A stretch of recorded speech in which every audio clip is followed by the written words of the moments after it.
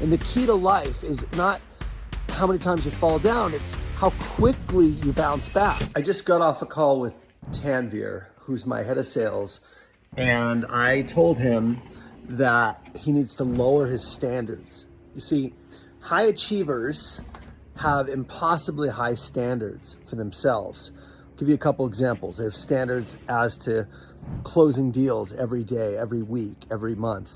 They have standards about how hard they should work and not wasting time, being productive every day. They have standards for the quality of their calls, the quality of their work.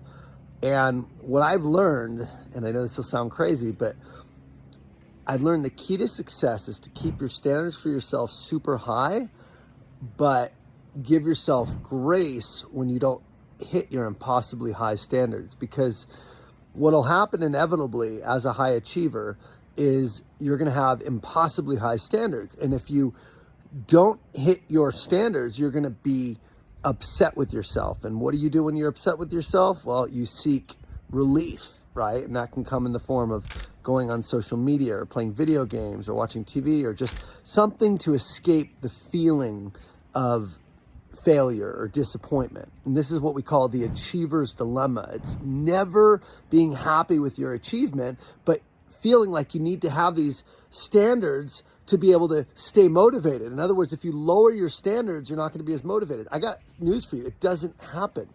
I am a high achiever and I have high standards for myself in terms of being productive every day, working on the right activities, how I show up for myself, my work, my clients, my family.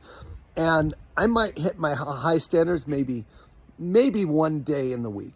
The other 4 days, I'm probably wasting an hour in the day, messing around. I just got off of just Reddit. I was literally looking at forums and messing around and just reading stuff, which I never go on Reddit, but I shouldn't say never, but I try not to. I try not to go on Instagram. I try not to browse and scroll social media, but you know what? We're human. We make mistakes. So if you want to be a high achiever that actually feels good every day and is not always beating yourself up, the key is to have those high standards, but have grace with yourself when you don't meet them, because most of the days you're not going to meet your high standards. So if you get to the gym, but you don't set a PR or have a great workout, at least you got to the gym. That's better than most people. If you work 7 hours a day on the key things that you wanted to, but you didn't work 9 hours and you wasted 2 hours of white space, you know what? You're human. It is what it is. And I'm telling you this because, again, I'm somebody who genuinely has achieved everything you could ask for in life. Everything. I have my dream home. I have my dream family. I have living in Lake Arrowhead in a second home. I mean, it's a dream come true. Yet I feel disappointed in myself on many or most days. And what I've learned to do is, in order to be able to sustain the pace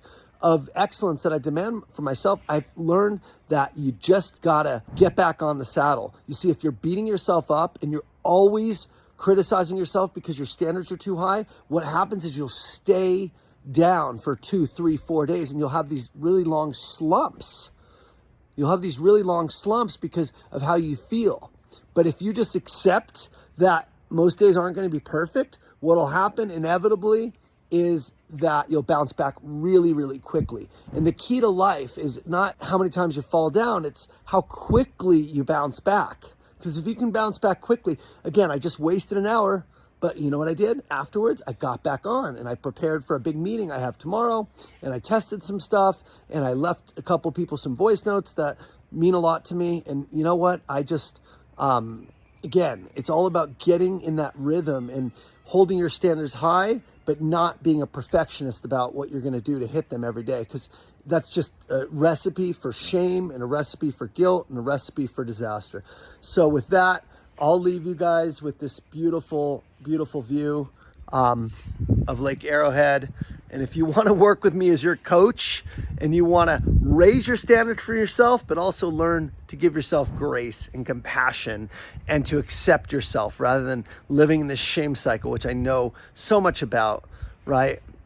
Click the link above and I will be your coach. It's a link to book a call with me or my sales team, Tanvir Mustafa, and I still have room for a couple people. If you like what I have to say, if you struggle with this, if you struggle with addictive behaviors or bad habits or shame or imposter syndrome or beating yourself up, you're not alone. This is something that I've dealt with, and I coach a ton of people as well on this. So book a call right here using the link, talk to my team, and let's discuss whether or not you'd be a good fit for one-on-one coaching with either me or somebody on my team.